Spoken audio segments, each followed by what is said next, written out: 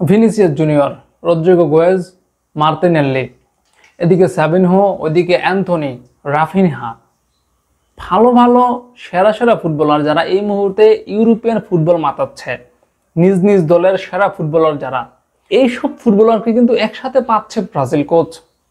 কিন্তু কথা হচ্ছে এরা যখন জাতীয় দলে আসে তখন পারফরমেন্সটা কেন ক্লাব ক্লাব লেভেলের থাকে না? যে ফুটবলারদের নৈপুণ্যে পুরো ইউরোপ মোহিত, যাদের নৈপুণ্যের উপর ক্লাবগুলো নির্ভর করে, তারা যখন ব্রাজিলে আসে তখন তো ব্রাজিলের রীতিমতো উড়ার কথা। এত এত ভালো ভালো ফুটবলার, সেরা সেরা ফুটবলার যখন আক্রমণ ভাগে থাকবে তখন তো উড়ার কথা ব্রাজিলের, কাকে রেখে কাকে একাদশে নামাবে এরকম হওয়ার অবস্থার কথা। কিন্তু এটা কেন হয় না? ব্রাজিলে আসার পর তাদেরকে কেন খুঁজে পাওয়া যায় না?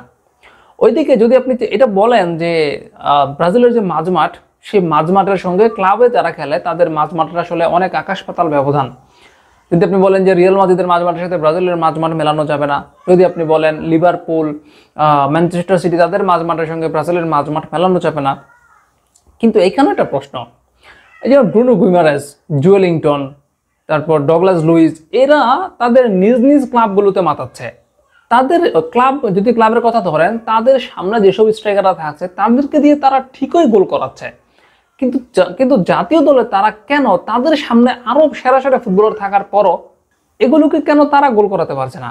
এই যে ব্রুনো গুইমারেস বলেন, জুয়েলিংটন বলেন, ডগলাস লুইস বলেন, আন্দ্রেস পেরেইরা বলেন, বা যাদেরকে এবার কল আপে ডাকা হয়েছে, মানে প্রিলিমিনারি স্কোয়াডে যাদের রাখা হয়েছে, সেখানে যেসব মিডফিল্ডাররা রয়েছে ব্রাজিলের, তারা যে ক্লাবগুলোতে খেলে সেখানে তাদের সামনে যে স্ট্রাইকাররা থাকে তারা তো নিশ্চয়ই ভিনিসিয়াস, রদ্রিগো, সাবিনহো এদের মানেন না, রাফিনহা এদের মানেন না। তাহলে সেখানে তারা কিভাবে ওই স্ট্রাইকারদের দিয়ে গোল করায়? তারা নিশ্চয়ই এখানে কোনো না কোনো ঘাটতি রয়েছে। সেটা হয় মিডফিল্ডারদের ঘাটতি, না হয় স্ট্রাইকারদের ঘাটতি, অথবা আপনি এইখানে যদি প্লেয়ারদের কোনো ঘাটতি না খুঁজে না পান তাহলে নিশ্চয়ই কোচের ঘাটতি। কারণ একটা দলের মধ্যে যতই ভালো প্লেয়ার থাকুক, অবশ্যই কোচের কৌশলটাই হচ্ছে সবকিছু। যেমনটা আমরা ক্লাব ফুটবল অনেক সময় দেখি, আমরা কিন্তু প্রায় সময় বিভিন্ন ম্যাচের অ্যানালাইসিস যখন করেন, প্রতিটা ফুটবল ভক্তই কিন্তু এই জিনিসগুলো নিয়ে আসলে কথাবার্তা বলে যে এই ম্যাচটার মধ্যে এই কারণে হেরেছে, এইরকম হতে পারতো, কোচ এই কাজটা কেন করে নাই, এই কাজটা করা উচিত ছিল। এগুলো কিন্তু মানুষ আসলে বুঝে, বা যারা ফুটবল দেখা তারা কিন্তু এগুলো নিয়ে আলাপ আলোচনা করে। এই জিনিসটা আসলে একটা বড় আশ্চর্যের কথা যে এই ব্রাজিলিয়ান ফুটবলাররা যারা ইউরোপ মাতাচ্ছে, পুরো বিশ্ব মাতাচ্ছে, তারা জাতীয় দলে গিয়ে কিছু করতে পারতেছে না।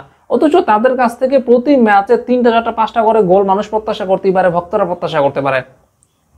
প্রচুর আক্রমণাত্মক একটা ম্যাচ উপহার দিবে ব্রাজিলিয়ানরা, এরকমটা প্রত্যাশা করতে পারে। কিন্তু আদতে সেগুলো হয় না। কেন হয় না?